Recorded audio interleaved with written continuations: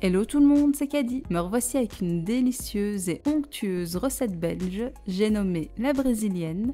Malgré son nom, cette pâtisserie est emblématique du patrimoine culinaire belge. Elle est composée d'une pâte levée, de crème pâtissière, de chantilly et de noisettes concassées caramélisées. Dans ma recette, j'ai changé la pâte levée pour une pâte sucrée, ce qui donne une dimension encore plus gourmande et plus croustillante à cette pâtisserie. Pour la pâte sucrée, il vous faudra 250 g de farine, 90 g de sucre glace, 30 g de poudre d'amande, un œuf, 120 g de beurre froid et 2 g de sel. Dans le bol de mon robot, je verse la farine, la poudre d'amande, le sucre glace et le sel. À l'aide de la feuille, je mélange tous les ingrédients secs. Ensuite, j'ajoute le beurre froid. Je lance le robot sur vitesse lente. Il ne faut pas chauffer le beurre, donc on y va doucement. Je laisse mélanger jusqu'à ce que j'obtienne une texture sableuse. Voilà, c'est fait. Vous voyez, on dirait du sable. Ensuite, j'ajoute l'œuf. Je mets le robot aussi sur vitesse lente. Ici, ça va aller très vite. Dès que la pâte s'amalgame, j'arrête de mélanger. Il ne faut pas développer le gluten, sinon la pâte sera moins friable et moins croustillante. Sur mon plan de travail, je dépose un tapis de cuisson en silicone que je recouvre de papier sulfurisé. Je pose ma pâte, puis je la couvre d'une deuxième feuille de papier cuisson. J'abaisse la pâte entre deux feuilles de papier cuisson pour éviter qu'elle colle sur mon rouleau. L'astuce de placer un tapis en silicone sous le papier sulfurisé permet tout simplement de le maintenir en place. Sans ça, le papier glisse dans tous les sens et il devient difficile d'abaisser la pâte correctement. Je glisse ma main sur toute la surface pour sentir les irrégularités. Je termine d'étaler et puis je vérifie l'épaisseur qui doit être de 3 mm. Je glisse ma pâte sur une plaque de cuisson et je la mets au réfrigérateur 30 minutes. Je récupère ma pâte du frigo et pour la mettre dans le bon sens, je la retourne. Comme elle est bien froide, elle ne se déforme pas. Je retire la feuille de papier cuisson. Je place au centre mon moule qui mesure 27 cm de diamètre et je retourne le tout. Je retire délicatement le papier cuisson. Je fonce la pâte correctement dans le moule.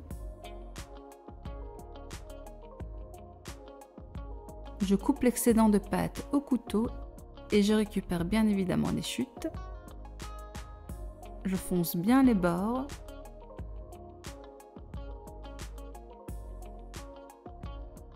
J'ai emballé le reste de la pâte dans du cellophane et je la conserve au congélateur pour une prochaine préparation. Je replace la pâte au frais durant 1 heure.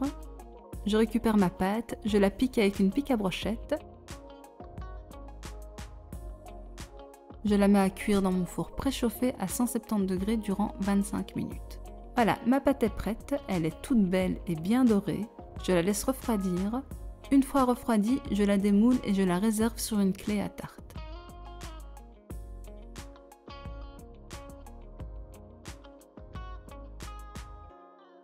Pour la crème pâtissière, il vous faudra 500 ml de lait, 4 jaunes d'œufs, 80 g de sucre dont un sucre vanillé, 25 g de fécule de maïs, 20 g de farine, 40 g de beurre, une gousse de vanille et 2 feuilles de gélatine.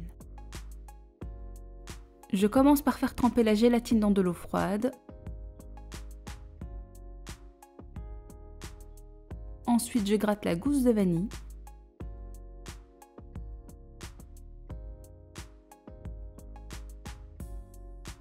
Dans une casserole, je mets le lait à chauffer avec la moitié du sucre, les graines de vanille et les gousses grattées. Je fais chauffer sur feu moyen jusqu'à frétillement. En parallèle, je fouette les jaunes d'œufs avec l'autre moitié du sucre.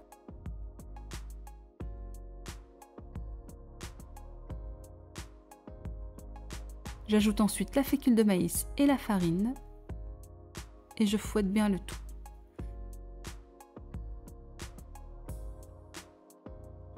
Une fois que le lait est chaud, je verse 1/3 sur ma préparation. Je mélange bien et je reverse aussitôt le tout dans ma casserole.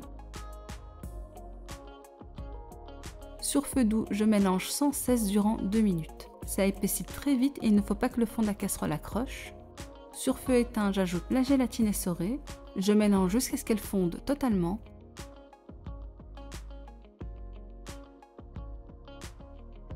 Enfin, je termine en mettant le beurre froid que j'incorpore à la spatule.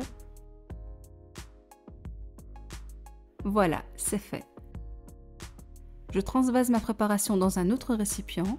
Je laisse les gousses de vanille pour que leur arôme s'échappe encore.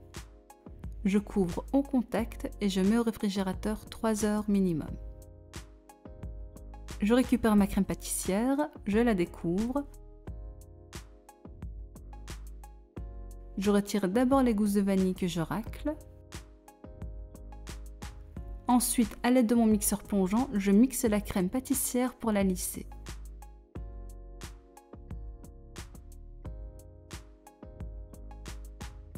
La crème est toute belle, brillante et elle se tient bien.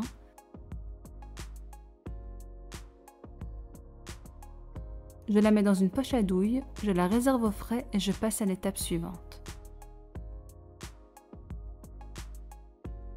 Pour la chantilly, il vous faudra 400 g de crème à 35% de matière grasse, 30 g de sucre glace et une demi-gousse de vanille.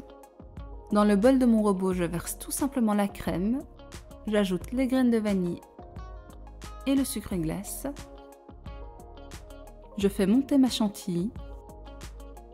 Je commence par une vitesse lente et puis je vais l'augmenter progressivement.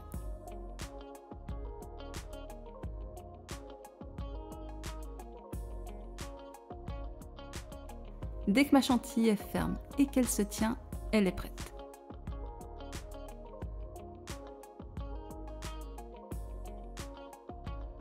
Pour le montage, il vous faudra 90 g de brésilienne. Je passe au montage, l'étape que je préfère. Je prépare mon plat de service, je dépose dessus un disque à pâtisserie sur lequel je mets un point de crème pâtissière afin de fixer mon fond de tarte. Je vais tout simplement garnir de crème pâtissière le fond du biscuit. Je mets bien toute la quantité de la crème pâtissière. Avec ma spatule coudée, je la lisse uniformément. À présent, je viens déposer la crème chantilly. Je commence par mettre les 2/3 de la crème. Je vais former un dôme. J'étale donc la crème en commençant par les bords. Je mets moins de crème sur les contours et plus j'avance vers l'intérieur de la tarte, plus je mets de la crème. Une fois que c'est étalé, j'ajoute le tiers de crème restante et je l'étale sur le centre de la tarte. Ensuite, pour finir le façonnage du dôme, je pars de l'extérieur et je lisse vers l'intérieur.